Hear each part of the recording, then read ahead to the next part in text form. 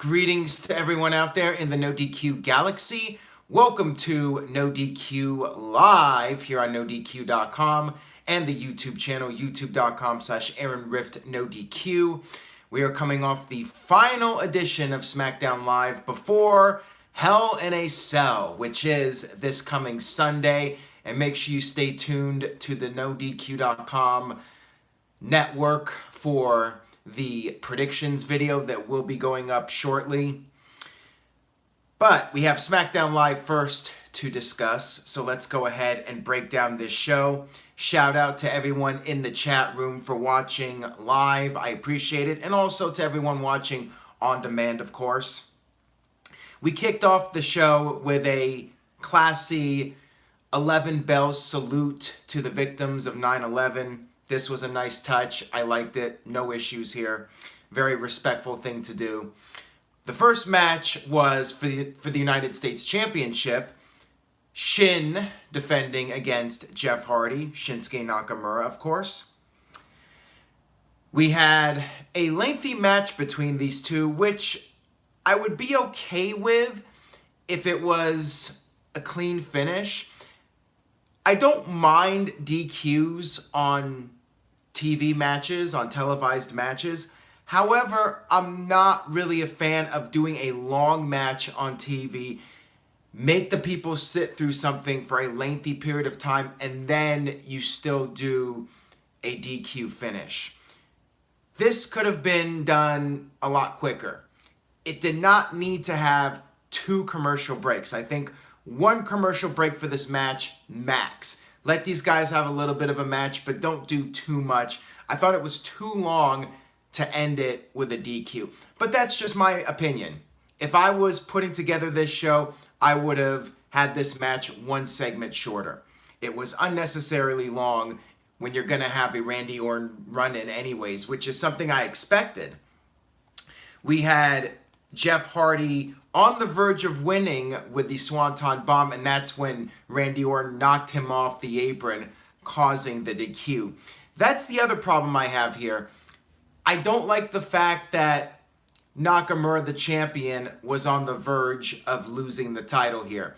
You could have had Orton run in at any point. Maybe Jeff Hardy would start to build up some momentum, but not actually be on the verge of winning the match, and that's when you have Randy Orton come out. Or have Orton come out for a distraction that leads to Nakamura winning. Maybe that would have been even better. But the way this was done, it basically just reduced Nakamura to a complete bit player. Kurapika07 says it was a non-title match. Whatever. I don't care. Regardless, the United States champion, in my opinion, should not be looking this weak. I would have rather Nakamura straight out won the match due to Orton, or it wasn't so obvious that Jeff Hardy was about to win. So post-match, we had Randy Orton use the steel chair on Jeff Hardy, which was a little bit anticlimactic after the past few weeks where Orton was digging his finger into Jeff Hardy's piercing hole.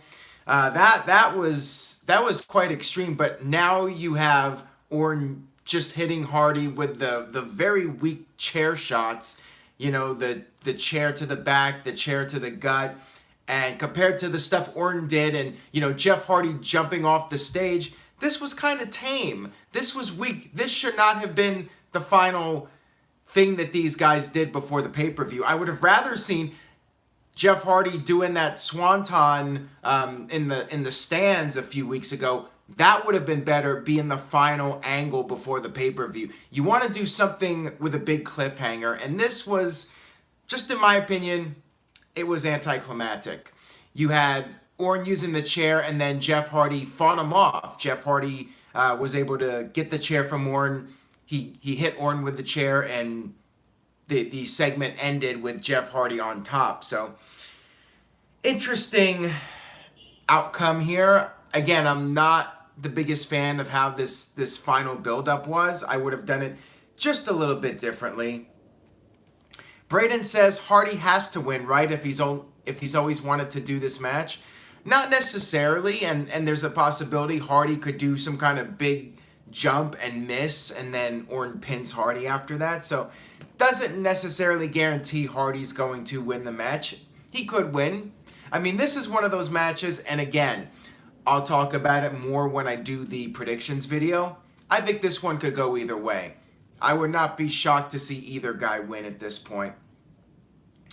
Jaws 0524 says Nakamura is very overrated. Regardless of what you think about him, he is the current United States champion. And yeah, he wasn't even a factor after this match. He just disappeared. It just boggles my mind.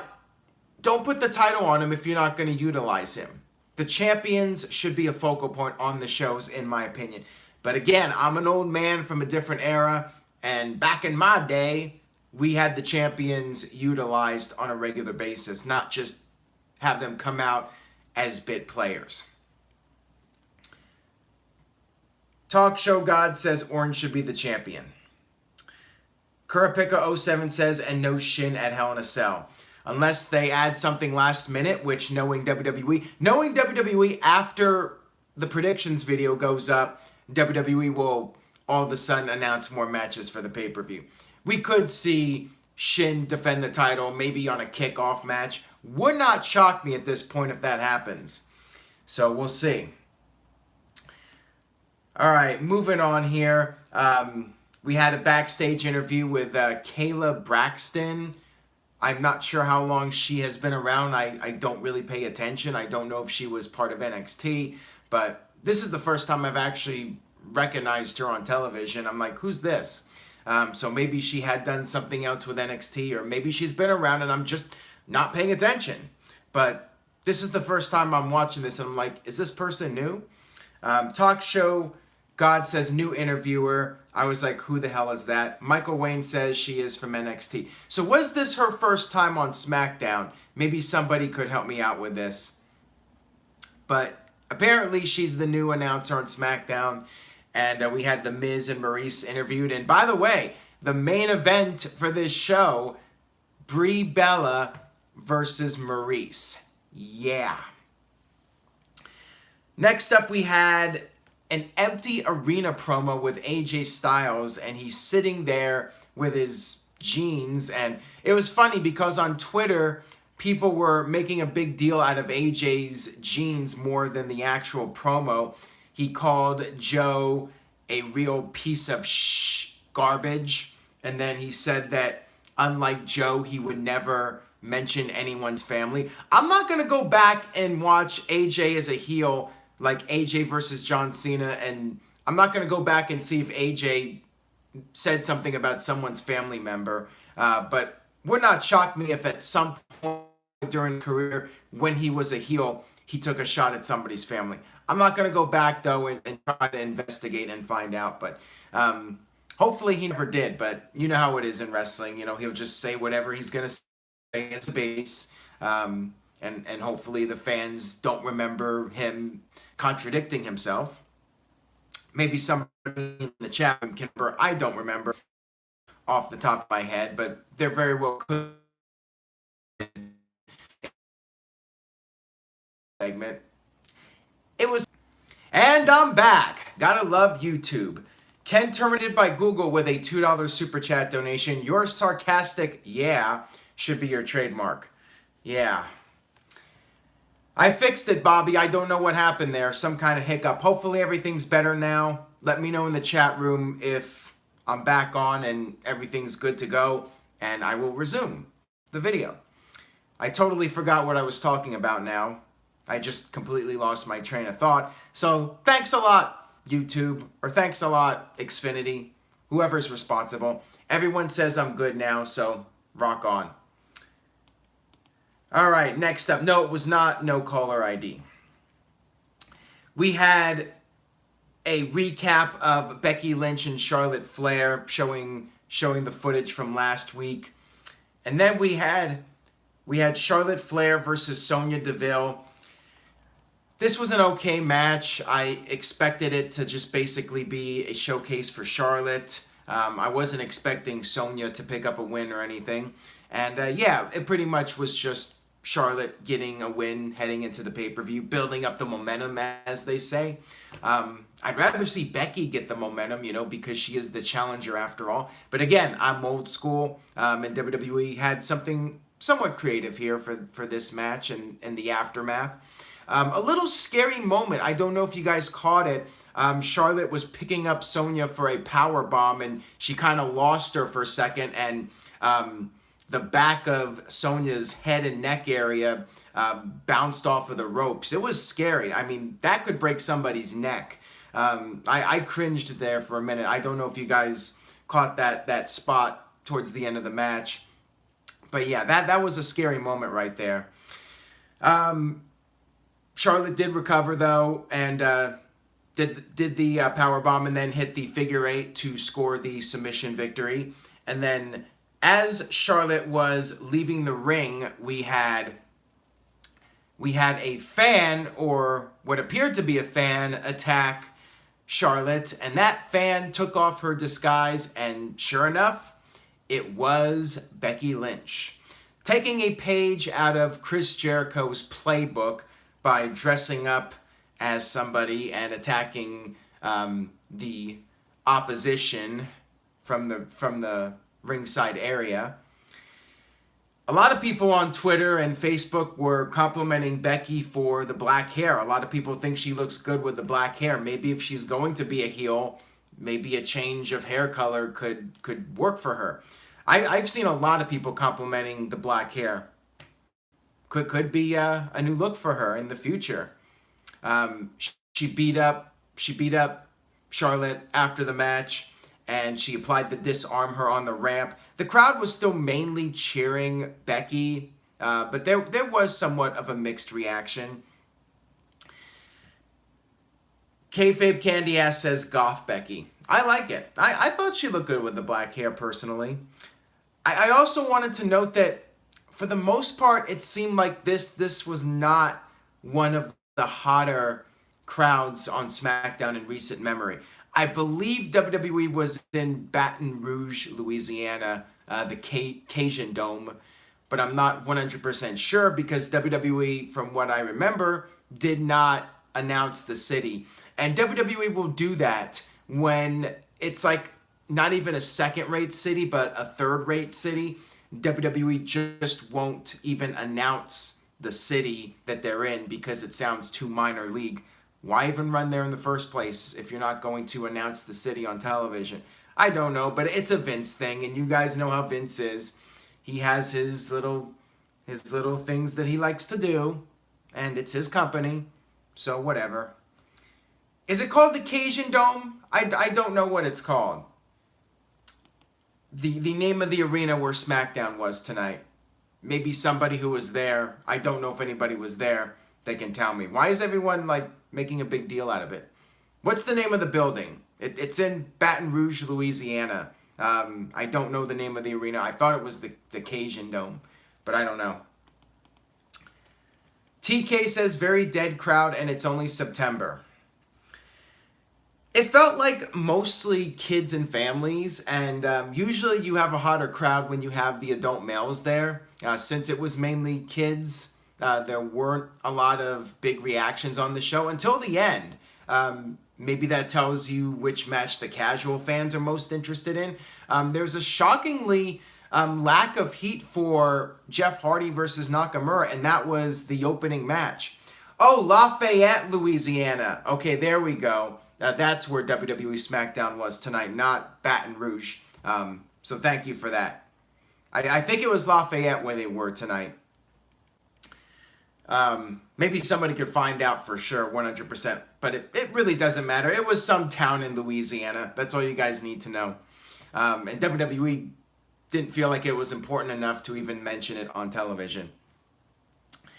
All right, so moving on here, we had a backstage segment, a pre-recorded video with Samoa Joe, and he proceeded to tell a bedtime story called Night Night AJ, complete with this scary horror music. I know a lot of you liked it. I saw the comments on Twitter. People thought it was entertaining. I thought it was tacky. The thing about this feud is that these guys don't need the gimmicks. AJ Styles and Samoa Joe, just let them go out there and fight and don't overthink it. I don't feel the need to have the heel doing this like over the top, cheesy, almost comedy to build up this match. I mean, are we supposed to be scared of this? I mean, it was more comedic than scary.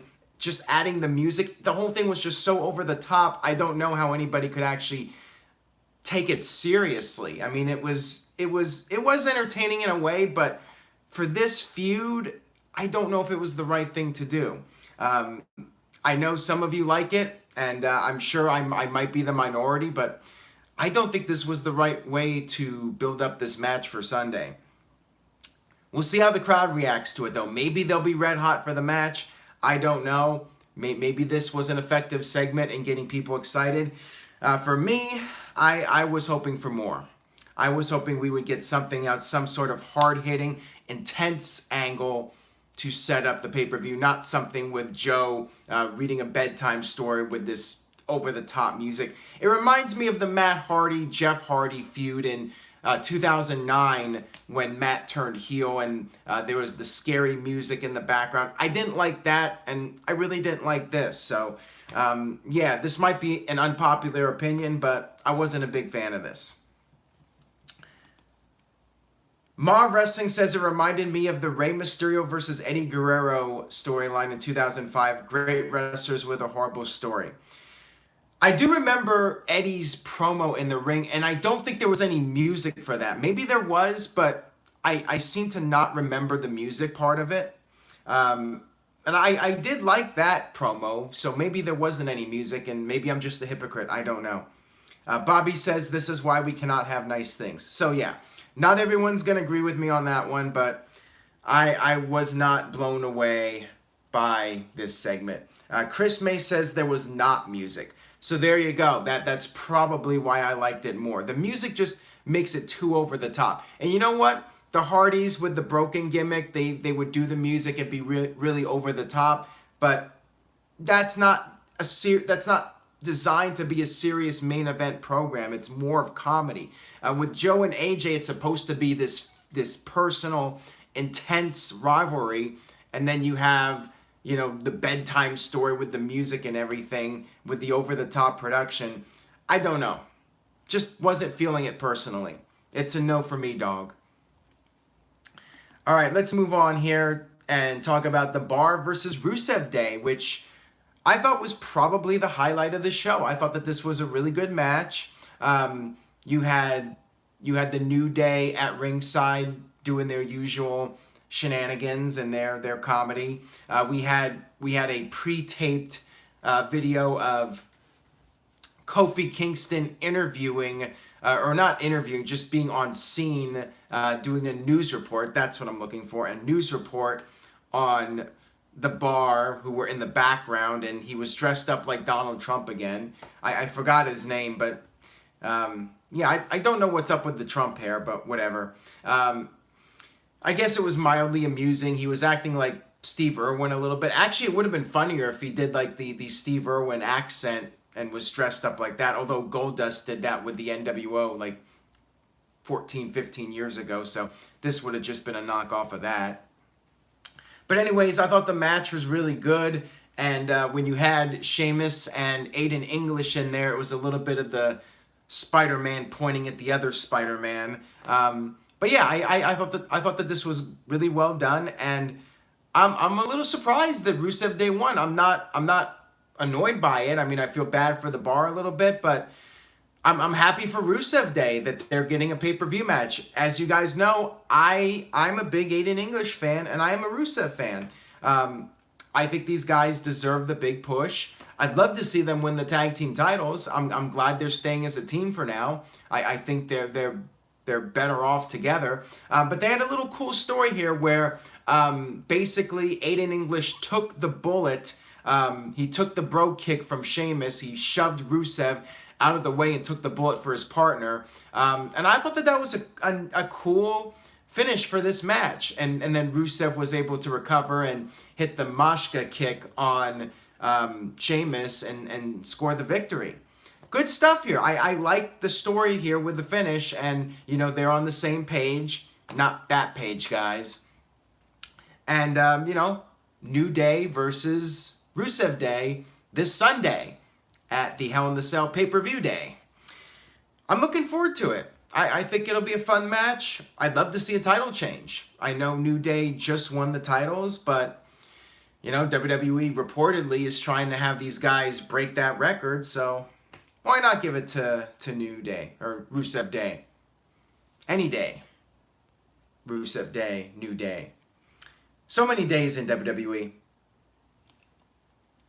All right, moving on here. We had R-Truth versus Andrade Cien Almas. So yes, R-Truth is now getting TV time with this little renewed push. It looks like Carmelo's a babyface now because you had Corey Graves saying Mella used to be money. So yeah, I guess Carmella is officially a babyface now, and, you know, they are in the mixed match challenge. I think they're an entertaining duo. I think the right person did win this match. I don't think Almas should be losing to R-Truth despite this little push. They did protect R-Truth though. Almas did win with the tights with the roll up, and you had Carmella. You had Selena Vega interfering and then Carmella preventing that, but then Almas won with the roll up and the handful of tights. So this was fine. No real issue with this. And I like I said, I like the R-Truth and Carmella pairing. And then we had the main event. We had Brie Mode. Oh, before that, let me get to the backstage promo with Asuka and Naomi. This was bad. Okay. They have Asuka doing comedy now, which is just not good for her.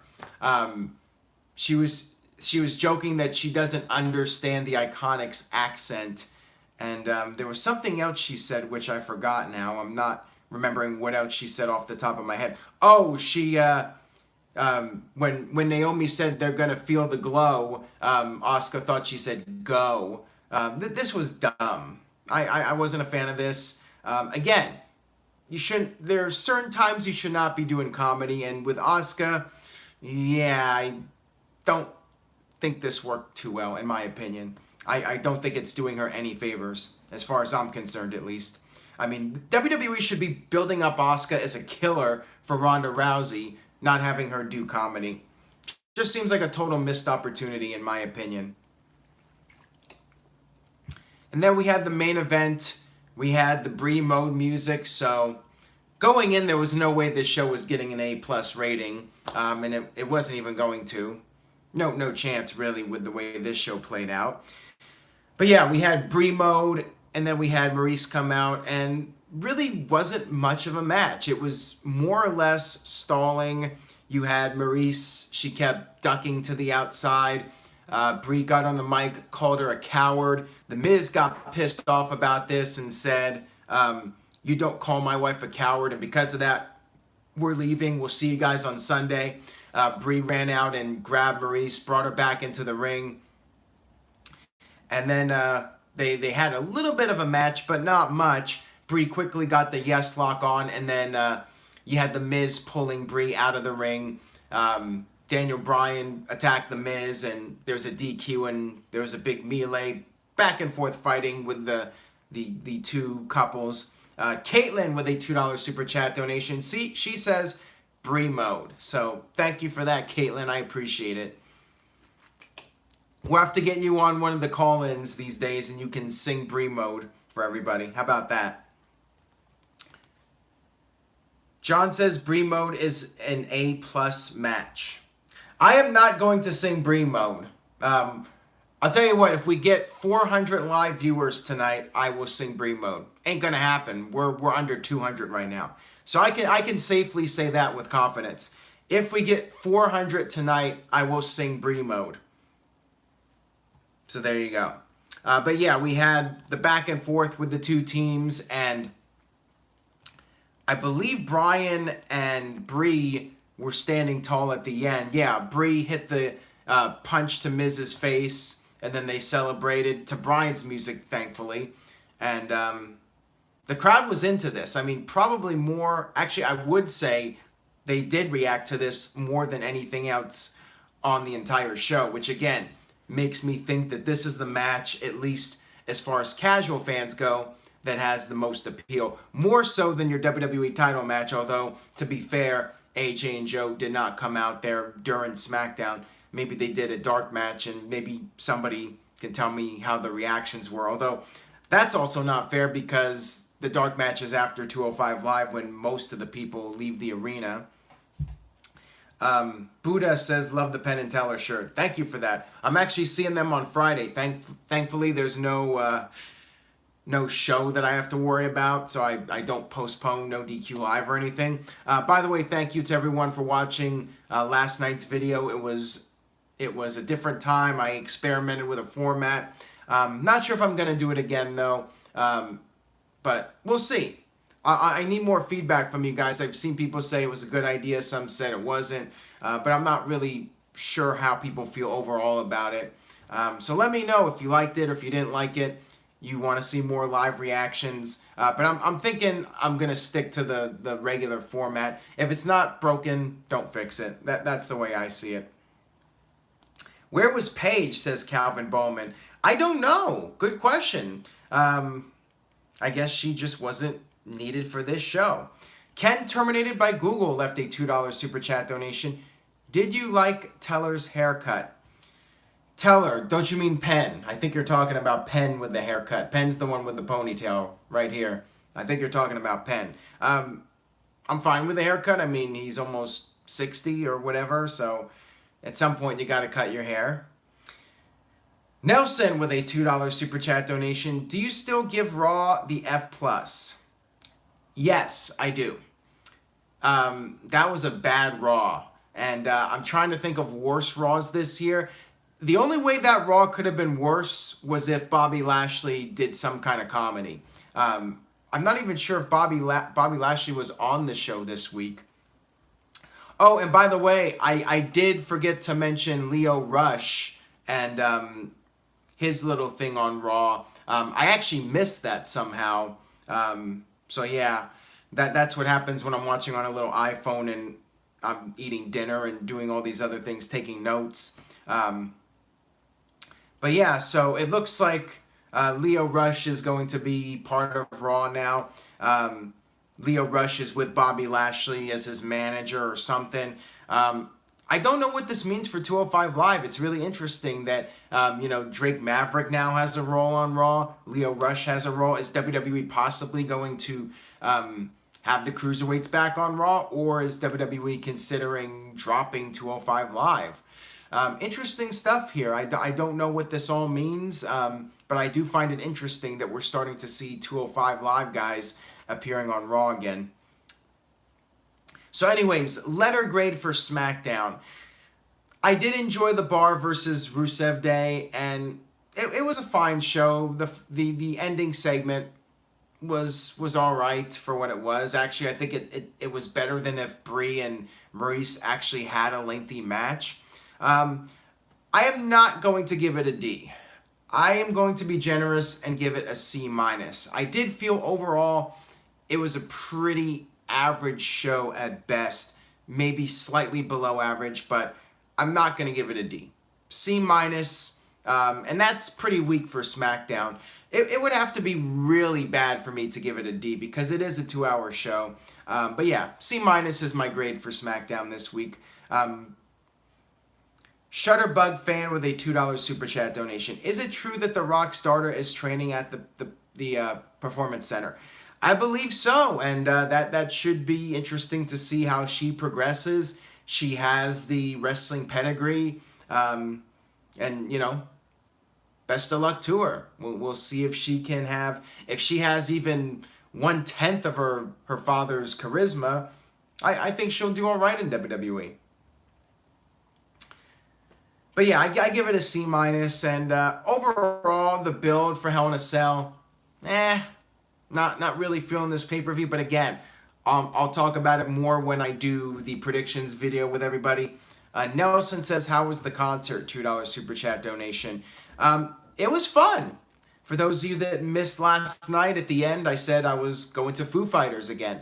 I saw them in Seattle on the day of All In, and that was kind of tricky. I wasn't gonna go see the Portland show because of Raw. I don't want to interfere with my business by going to a concert. But literally yesterday afternoon, I was able to get a really good deal on a ticket. So I'm like, screw it.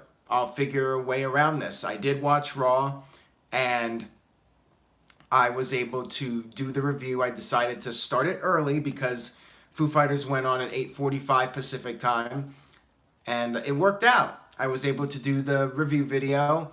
Didn't have any technical issues, and yeah, I'm happy with how it turned out. But as far as going early in the future, I'm not sure if I'm going to do it or not. I'm on the fence about it. I might try it again at some point, but I'm just happy everything worked out okay, and I was able to get that video done and go to the concert in time. So yeah, that's pretty much all I have to say about SmackDown, and yeah, I pretty much am doubling down on the F+ for Raw. It was not a good episode, and for a go-home show especially, I have pretty high expectations. And then this was not a particularly good SmackDown either.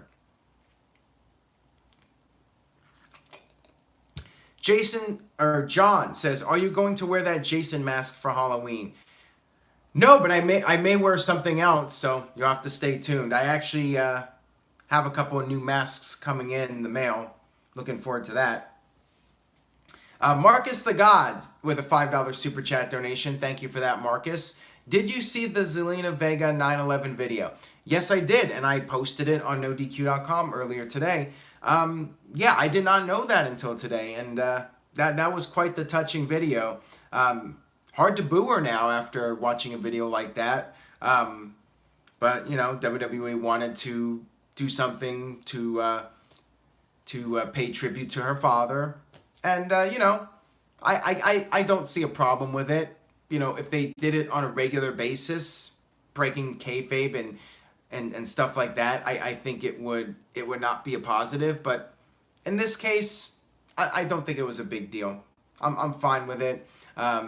I don't think it's really going to affect her being cheered more necessarily. I mean, Almas is already cheered by a good portion of the crowd as it is. So, yeah, I don't think it was that big of a deal. If it was like your most despised heel in the WWE and they were doing a video like that, then you could argue, even though it is a classy thing to do, maybe it shouldn't be done because it's going to make people sympathetic towards the heel. Nelson Moreno with a $5 super chat donation. Do you see Brooke Hogan versus Charlotte happening in the near future? No.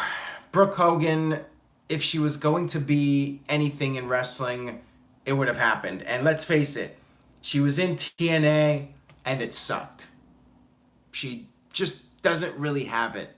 She did do the reality show and it was mildly entertaining, but yeah, when she was in TNA, she just doesn't have the it factor that her dad has, and that's what I'm saying about the Rock starter. I don't know if she's gonna have the it factor or not, but if she even has a little bit of the Rock's charisma, I guess that's really not saying much about Brooke. She doesn't even really have 1/10 of her father's charisma, but just yeah, she wasn't good. That stuff in TNA was bad. Marcus the God with a $2 super chat donation. Will you watch the new Halloween? Yes, I am planning on it. I have mixed feelings about it, but at the same time, I will give it the benefit of the doubt, and I'm curious to see how it is. I am definitely intrigued by it. And Caleb Jacobs with a $3 super chat donation. Thank you for that, Caleb. Sorry to go off topic, but Samoa Joe is a savage. He is, and that's the thing. Joe is so good at just being a serious, badass heel. When he starts doing the fairy tale book reading with the overproduced music and everything, I just don't think it was necessary. But again, that's my opinion on it. And I am sticking to it. And Kevin says, correct me if I'm wrong, but does that make The Rock starter a 4th generation superstar if and when she comes to WWE? Yes, it does. And that might push her even more, you know. Also, not just the charisma, but having the work ethic that her father has. If she has even a little bit of that, that should go a long way as well. But then again, you know, those are some really big shoes to fill. Charlotte was able to pull it off, but Brooke didn't. So the jury is out. We'll see if the Rock starter can make it work. Time will tell. But anyways, I will go ahead and wrap up this edition of NoDQ Live. Thank you all for watching. If you missed it, go back and check out the Raw review video. And stay tuned to NoDQ.com for the very latest regarding this Sunday's Hell in a Cell pay-per-view live on the WWE Network for just $9.99. I will be doing the live coverage, as always, on NoDQ.com. So check it out. And I will be back Sunday night for NoDQ Live post pay-per-view. I hope to see you guys there. We'll chat about the show. We'll have a good time. And that's all I got for tonight. I will see you all next time.